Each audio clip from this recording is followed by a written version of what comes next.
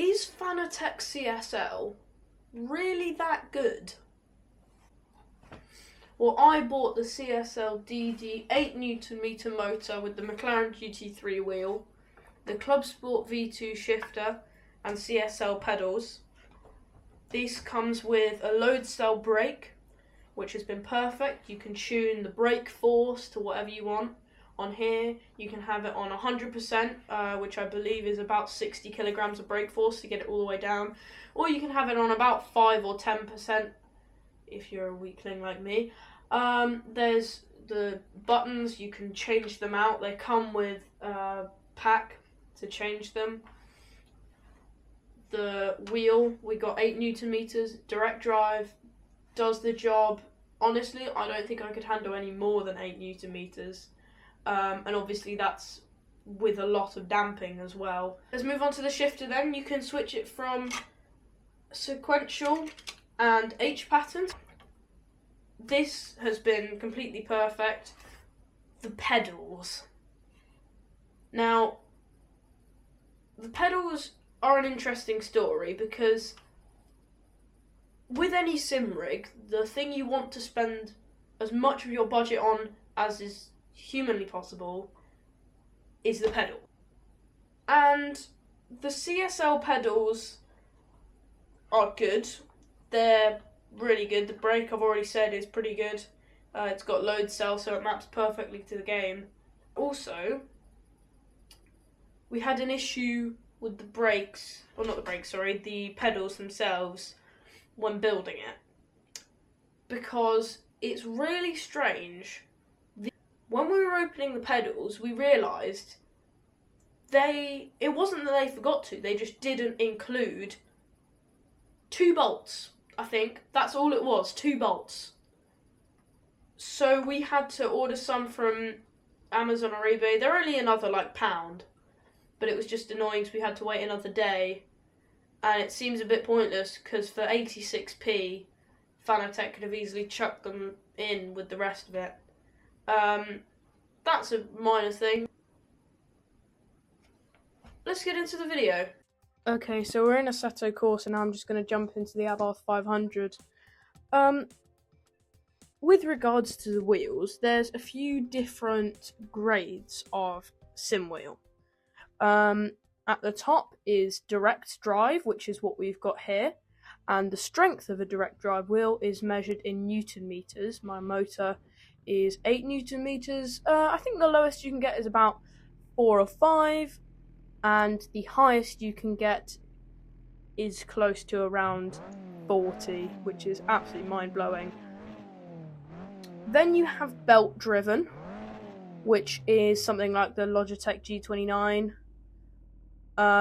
They don't have actual proper force feedback, or they have a much smaller motor, and they are more for gaming than an actual sim experience. And then gear drive or gear driven is like belt driven, but a bit weaker again. So we knew from the start that we wanted a direct drive wheel, which gave us a few options. We had the options of Moza, who are on a similar level to Fanatec with their direct drive wheels. Logitech has just released a Pro wheel, however we came with a few issues which we will discuss later. Fanatec was another good option, and Thrustmaster is just a bit different. So already, if we're looking for a decent direct drive wheel, no offense to Thrustmaster users, but we can eliminate that. They essentially only have belt driven and gear driven wheels, and even then they're not terribly respected in the sim racing community. However, I do think they have just released a Pro wheel. I'm not sure how good it actually is though. And then you have Logitech, which they've released the Gran Turismo Direct Drive Pro wheel. However, it's only compatible with PC and PlayStation, and we have an Xbox. Yes, I know, I'm playing on a sim on Assetto Corsa on an Xbox. So, we can kind of eliminate Logitech, which gives us 2 options, Moza and Fanatec. So, why did we go for Fanatec? Well, first, let's have a look at the pros and cons of Fanatec. Some of the pros are that they have really good direct drive line of wheelbases. This is the CSL line. They have some good offers on their website that come in the form of bundles. The one we ended up getting came in a bundle with the pedals, the wheel, and the motor.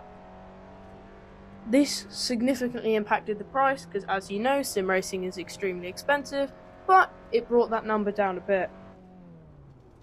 The ones we've gone for are compatible with Xbox and PC, all of them are. And Fanatec, we thought when we first looked at it that it leans towards PlayStation. It kind of does, but actually it has good options for all users. And their reputation, Fanatec is renowned in the sim racing world and even starting to creep over into the racing world by sponsoring lots and lots of different teams, especially in things like GT3, and it's just a very respected manufacturer. So let's look at some of the cons then. The price. This kind of goes for all of them because sim racing is just generally an expensive hobby. The wheel oscillation, which if you didn't know is when you're going down a straight and you let go of the wheel, and the wheel begins to shake back and forth and you crash into a wall. This is unrealistic, but it also comes with every wheel, and with some of the Fanatec tuning options can be detuned fairly easily. This was not necessarily with the wheel, but with the pedals. The pedals are another story, but they've been brilliant. The only issue is, as I said earlier, there were 2 bolts that weren't included, extremely cheap, less than £1, that Fanatec could have thrown in, but sadly they didn't. It wasn't necessarily an inconvenience, we just had to wait another day before I could go on the sim.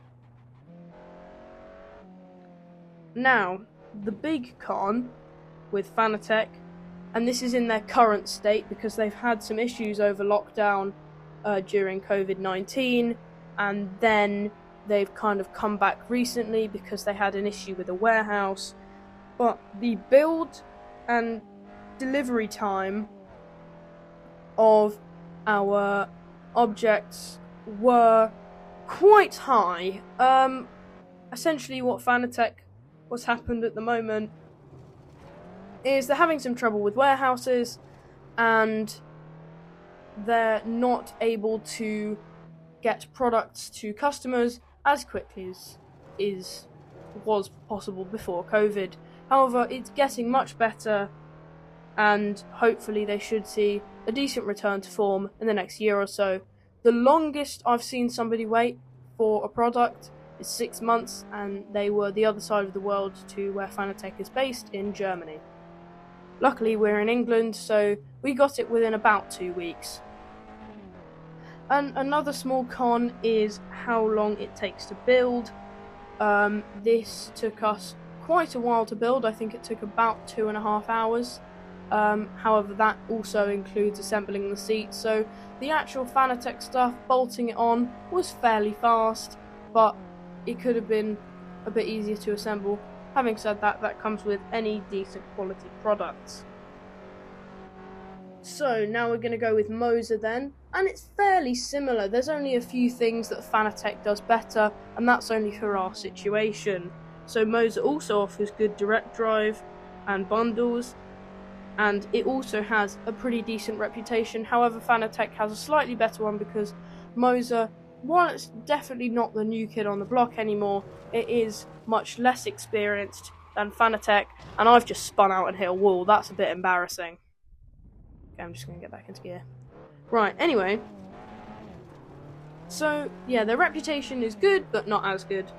And their compatibility was not exactly what we were looking for. A lot of their stuff is only compatible with PC, and they have quite a few less options that are more budget friendly. They are much more hardcore sim racing, which is what we were looking for. We were looking for entry level hardcore sim racing, but they are full esports, to the point where if you want to go for Moza, you're going to need to be on PC and think about spending still lots of money, but just a bit more than you would for a Fanatec. That's about it. So, if you're on Xbox, go for Fanatec. If you're on PC, go for anything. I'll see you guys next time.